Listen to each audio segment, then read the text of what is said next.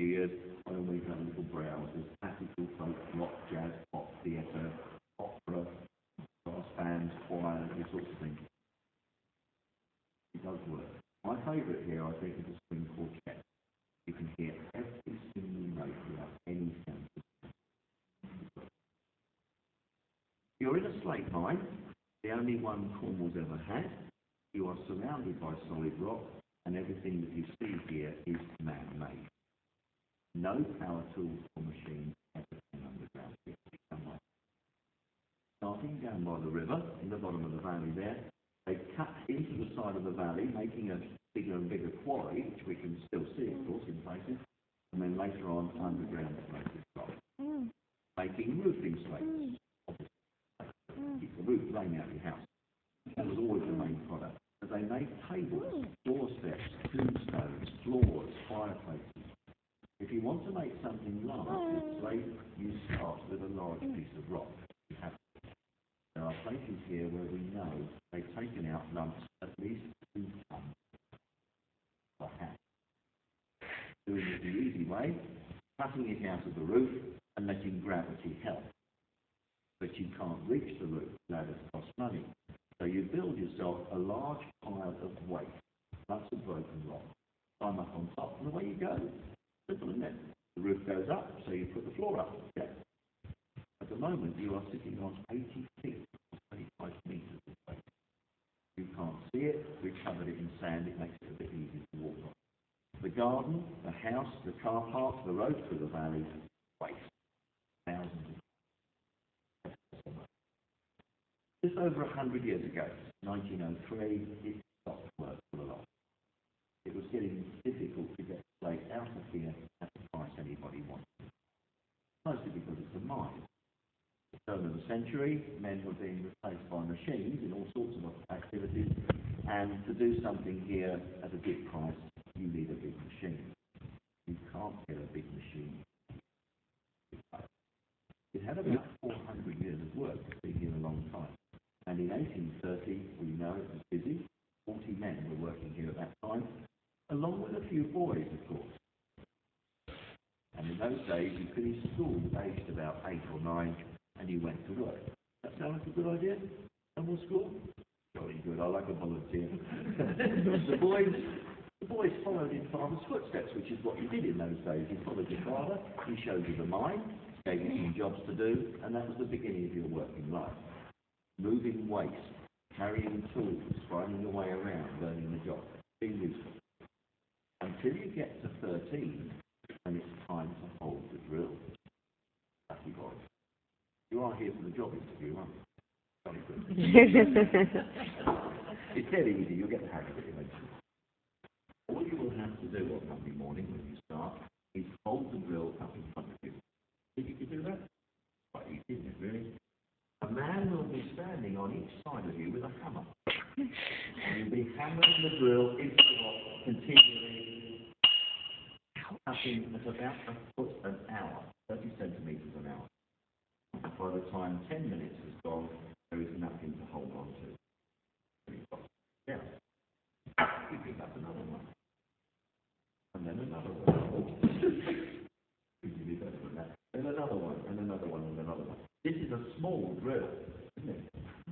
It's got a single edge, like a chisel or a screwdriver. Every time the man hits it, the boy turns it.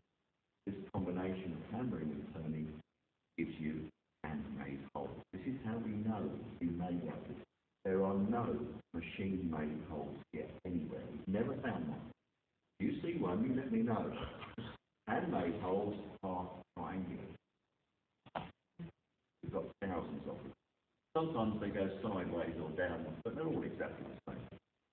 And that's all you're going to see here. I think I found around that. There's a piece taken out of here weighing more than a ton. This drill holes 7 hours of work. You put gunpowder into the top of the hole, and that gives what they call a soft explosion. It doesn't blow the rock to pieces, but it gives it a push. You want to make something out of it, so it has to come out of the piece. It cracks along the way of the drill holes, and then you'll use one or two of these nice lightweight bars here, so that you can lever it forward crack it across the top, drop it onto a pile of waste in case it breaks, down a little slope onto a sledge so you can pull it and push it outside. Very easy. You can't use wheels and rollers on waste, of course, and you wouldn't find animals working underground here. And they didn't use them in most of the Cornish mines. It's not a good place, not efficient place to use them. And here, when you see the waste downstairs in a few minutes, you would have difficulty imagining ponies walking around. Difficult for humans, I think. My assistant here, who's very keen to get started, is going to give us a demonstration of moving a crowbar. There you go. Got it? Sure? Lift it. Start Monday, you got the job. Here we go? Here we go, Now, something I didn't mention earlier on. Ladies and girls do not work underground in Cornwall. So you're a boy for a minute, right? Okay. Don't tell anyone you've done this. Very bad news. Very good indeed. The weight muscle is fantastic. I'll tell you when it looks a bit. Our little friend Billy, you find him working outside. He's another member of the team. But in this case, he needs light to see what he's doing because he's a splitter. He's got a thin chisel and a wooden hammer. He lines his chisel up on the block, gives it a little tap with the mallet, and he's making things like this. Local builders recognise these sometimes when they see them. A blue-black colour, which is most noticeable when it's wet. Yes, it's not very, it's still wet. Definitely. It's very hard. It doesn't flake or splinter. And I've been told quite a few times that you can nail these straight onto a roof without putting holes in the slate first. They don't break if you drive them out of slate first. I was saying this last week, I think it was Thursday last week, a man was sitting there and he was nodding. He recognised me instantly. He said he didn't know they came from here, but he knew what they were. He said when he's replacing a damaged slate on an old roof, the replacements need to be as close as possible to the originals. You can't put a thick one in where a thin one comes out. They don't fit properly. And these are particularly thin. He said he has to buy them second hand because we're not making them anymore. This one's 140 years old. He's paying £6 and £7 a piece for second hand slate. This is your chance to make a bit of money. I'll show you where it is when you start work.